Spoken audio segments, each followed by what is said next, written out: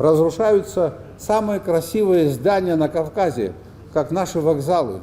Слава Богу, приступили к реставрации Сухумского вокзала. Появились какие-то деньги в Абхазской железной дороге. Но это не такие большие деньги. К Дню Победы они внешне приведут его в порядок, крышу починят, законсервируют, процесс разрушения будет приостановлен. Что-то такое же делается на Псырске. Но таких вокзалов у нас 60. Есть вокзалы, которые разрушены и уже не будут восстановлены.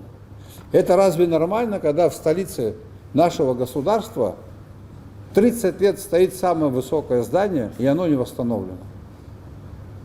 Я имею в виду здание бывшего Совета Министров. Это ненормально. Восстановление таких отраслей, как транспортная отрасль, возможно только тогда, когда будет соответствующий туристический поток. Вот пришел первый корабль круизный, князь Владимир. Там, на 500 человек он рассчитан, было там 90 или 100 человек.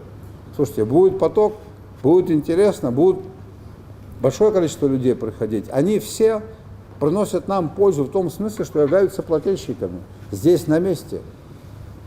Вы же помните времена, когда старшее поколение точно помнит, когда на Сухумском причале стояло несколько круизных кораблей, и бывало, что на рейде корабль стоял круизный, потому что был такой поток.